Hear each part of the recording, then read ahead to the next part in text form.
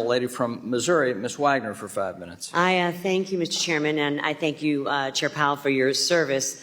I want to associate myself with the comments of my colleague, Mr. Himes. I am concerned about banks' commercial real estate exposure, and I do hope that the Fed is doing everything it can to ensure that the exposure that these banks have will continue to be, in your words, manageable, because this is a looming crisis out there, given the workplace changes and dynamics. Chair Powell, in remarks on Bloomberg, Larry Summers, former Treasury Secretary during the Obama administration, stated that, and I quote, "It would be much more productive for our central bank to be focused on the question of real estate portfolios in the banks they supervise than, quote, some of the more abstract and politically driven arguments about various kinds of capital charges on the largest banks."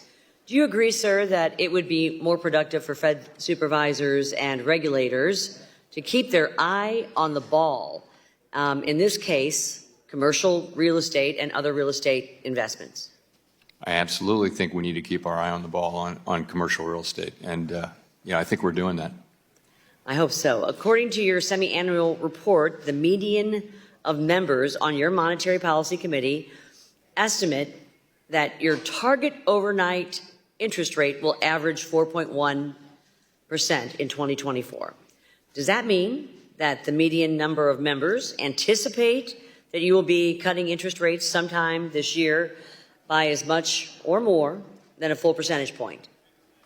No, it doesn't mean that. Actually, the Summary of Economic Projections showed a median of, this is in the December FOMC, so this is now 3 months old, showed 3 rate cuts this year. So that would be 75 basis points, 3/4 of 1 percentage point.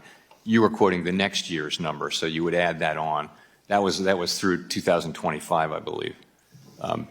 So are you anticipating that there would be more cuts?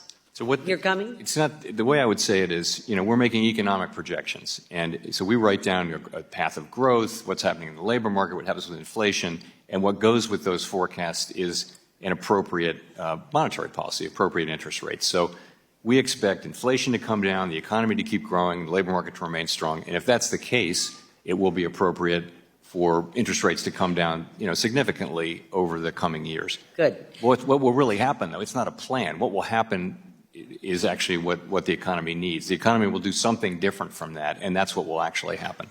Chairman Powell, 15 members of Congress, including myself, Ranking Member Sherman, Chairman Barr, and Ranking Member Foster, sent a letter to the prudential regulators regarding the impact that Basel will have on U.S. capital markets activities. The letter highlighted critical areas of our U.S. markets, including securities underwriting, securitization, and derivatives that will be severely impacted by the Basel proposal. This was also a common theme represented throughout the comment file on the Basel proposal, over 95% of them. Considering that 75% of financing in the U.S. is done through our capital markets, which are the deepest and most liquid in the world, why would the Fed continue to pursue this flawed proposal instead of re-proposing a rule that would not have such a drastic impact on the U.S. economy? Well, in fact, the capital markets concerns you raised are among those that I raised myself in our open board meeting when we put this out for comment. You said you wanted broad support, and obviously there is dissent among some of your governors, the FDIC, others. So how are we coming on this, and how are we we're working our way through the comments, and we're coming to the point where it'll be appropriate for us to begin to evaluate what changes are appropriate. I've said I think those changes will be broad and material, and that's where that is. But we haven't made any decisions yet. We just got the comments. In my role as chairman of the Capital Markets Subcommittee, I have seen SEC Chair Gensler push the envelope in terms of rules and regulations that go well beyond the congressional mandate, even encroaching on the jurisdiction of other financial regulators. What is the Fed's response to another agency encroaching on its jurisdiction? We do not comment on other agencies' regulation. However, if they were actually, to take your hypothetical at face value, if they were to come into our jurisdiction. Oh, it's more than a hypothetical. And we would react. Good. Well, I hope you do. I yield back. Gentlelady from New York, Ms. Velasquez is recognized for 5 minutes. Thank you, Mr. Chairman. Right here. Hi. Hi. Thank you for being here, Chairman Powell. Property insurance rates are becoming prohibitively expensive or inaccessible for homeowners and developers in my community. The FSOC's annual report identifies property insurance rates as an increasing risk, and I recently raised this issue with Secretary Yellen. Is the Fed monitoring the rising cost of insurance and its impact on macroeconomy?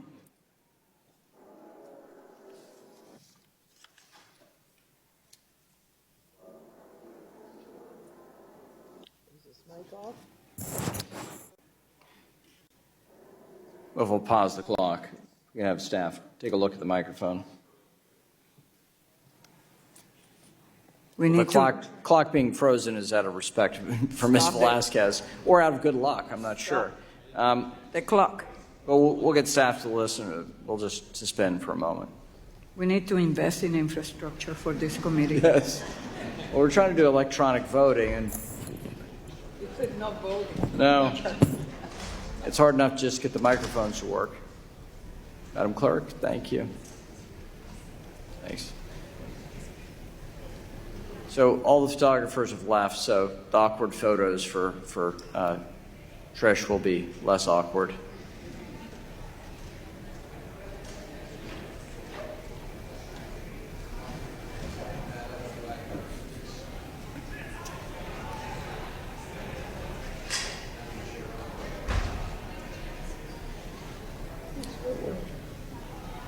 Good.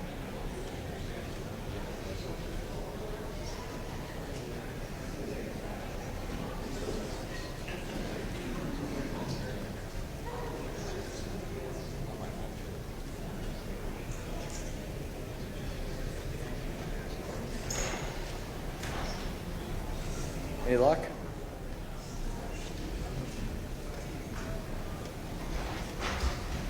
We're getting a new mic. It may not be better, but it's a different one.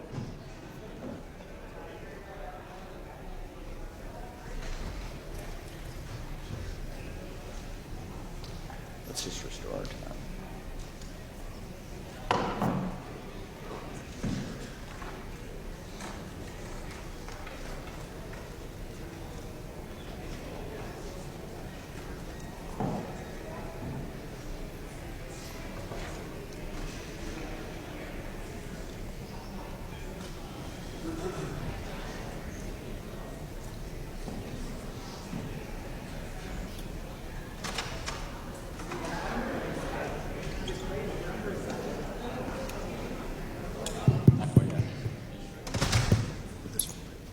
This one's back. Now this one's back. Okay, great.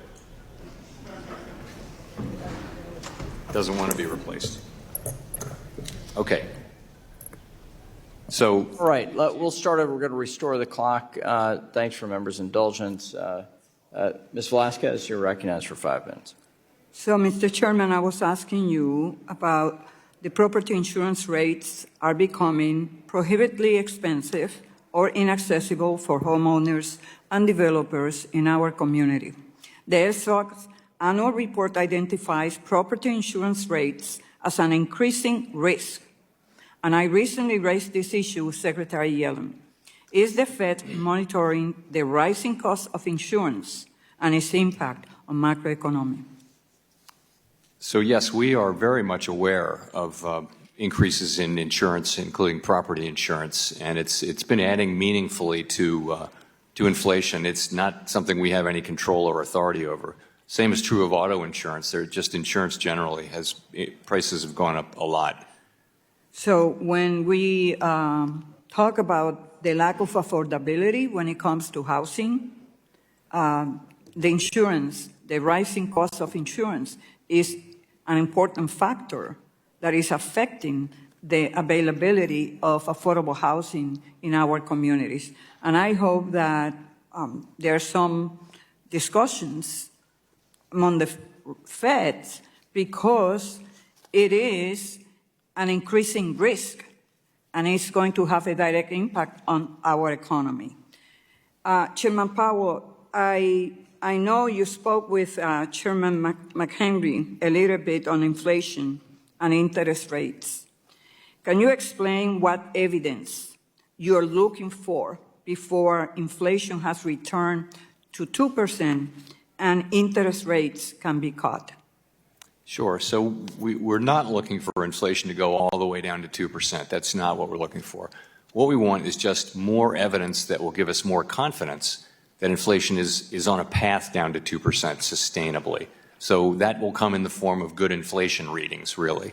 We want to see, just a bit more evidence so that we can be confident. We don't want to have a situation where it turns out that the 6 months of good inflation data we had last year that didn't turn out to be an accurate signal of where underlying inflation is. So we're just being careful, and because the economy is so strong and the labor market's so strong, we think we can and should be careful as we approach that decision. And when you say evidence, what evidence?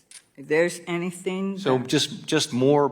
We'd like to see more good, relatively low inflation readings. We're not looking for better inflation readings than we've had. We're just looking for more of them. And what will happen is that as we go forward, the 12-month inflation will continue to drop because it'll be lower than early last year.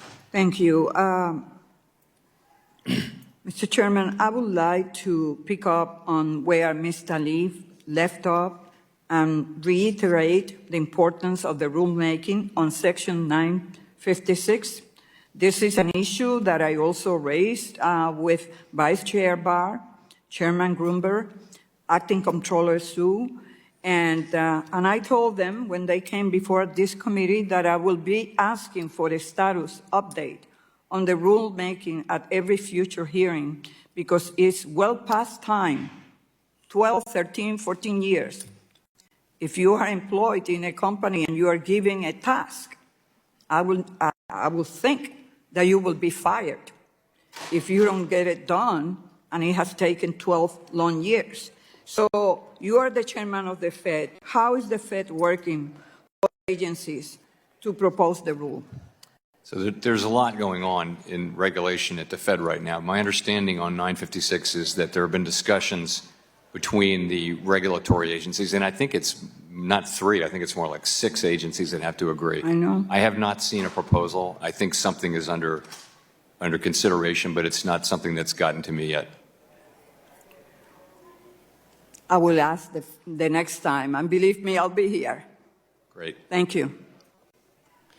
Gentleman yields back. Gentleman from Kentucky, Mr. Barr, is now recognized for 5 minutes. Mr. Chairman, good to see you. You have said numerous times that the capital framework is about right and that banks are well capitalized. Do you still believe this? I do. Given that you believe that, and given the fact that the Basel III Endgame proposal dramatically increases capital requirements on banks, would a reproposal that implemented Basel III in a capital neutral way, could it do so without jeopardizing financial stability? Could. I mean, hypothetically, yeah. Okay. According to Latham and Watkins, 97% of the comment letters either opposed, called for a reproposal, or expressed substantial concerns about the Basel III Endgame proposal. And those negative comments came from across the ideological spectrum and from various interests. Without objection, I would ask the chair to include that report into the record. Without objection, I'd ask the chair to include that report. Without objection. Thank you. And Mr. Chairman, did you see that report? I did. Does that concern you, that 97% of the comments were negative? So we didn't do our own count, so I can't make an assessment, but I would say it's unlike anything I've seen. The Basel III comment period ended on the same day as the Fed's data collection on the proposal, which is an odd process since the data should have been collected far earlier, analyzed, and the results should have been available for the public to comment on before the comment period ended. Why did the Federal Reserve choose to do a quantitative impact study during the comment period for the proposal, foreclosing any ability by the public to comment on the results of the study? Well, I mean, the movie's not over. We are where we are, and Vice Chair Barr did commit to putting the QIS out for comment. We will receive those comments, and those comments will be taken into consideration as we think about the path ahead. Well, speaking of process, you've got your excellent general counsel right behind you there. And I don't want to get into privilege here, but have the lawyers at the Fed raised any process concerns or Administrative Procedure Act issues with the board? Let me just say that we're committed to doing transparent and reasonable and data-based rulemaking in compliance with the Administrative Procedure Act. Well, of course, giving the public the ability to comment on the quantitative data that has been provided obviously is consistent with good process. Sir, Governors Bowman and Waller, Vice Chair Hill, and Director McKernan all dissented on the proposal, and Vice Chair Jefferson expressed concerns with it during his statement. Under your tenure as chair, can you identify any other regulatory proposal which has elicited this much dissent? No.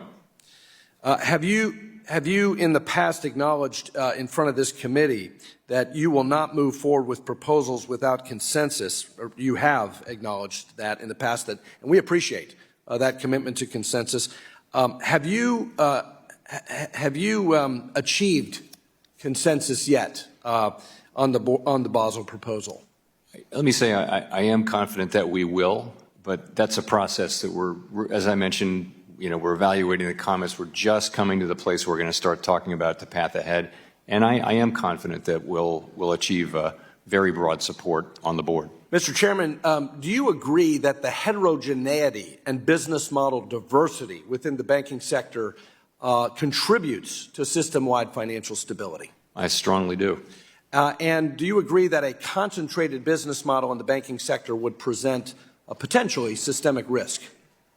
Potentially, yeah. And this is one of my major concerns with the proposal, Mr. Chairman, because by de facto repealing regulatory tailoring, subjecting Category 3 and 4 regional banks to one-size-fits-all standards that currently only apply to large GSIBs, discouraging securitization, which is the private sector solution for dispersing risk, eliminating the use of internal risk models and transitioning the industry and regulators toward only a standardized framework, actually would push the industry into a smaller and more concentrated looking industry, and as a result would, in my view, actually increase systemic risk and decrease market competition. Do you share that concern? I think it's a real concern. And again, I think that's part of what goes into my thinking, certainly, about the proposal and where it needs to go. Well, given all of these concerns, we hope that you can commit to reproposing the Basel III endgame, and we strongly urge you to take that into consideration. With that, Mr. Chairman, I Gentleman from appreciate your Massachusetts, time. Mr. Lynch, is recognized for 5 minutes. Good morning, Mr. Chairman. Welcome. Good to see you again. I want to go a little deeper into the commercial real estate issue and the potential impact on regional banks. This morning, Scott Rector, who's a member of the New York Fed Board of Directors, released a white paper on CNBC this morning describing the trillions of dollars in commercial real estate loans that will come due over the next couple of years. He described it as a, quote, slow-moving train wreck, close quote, and for our regional banks. He went on to predict that it will force a little over 500 banks, thereabouts, to either fail or consolidate. He also described what he termed as a doom loop where, similar to Silicon Valley Bank, when people lose confidence, when depositors lose confidence in the bank, they pull their money out and we end up in a bad situation. Now, I don't believe everything that I read or hear, but in Congress we do tend to repeat it. And I just wanted to get a sense from you. I am seeing in my own city of Boston, we've got 20% vacancy rates in office space. We rely on that for a lot of the tax revenues for the city. But I'm just wondering your thoughts on that issue.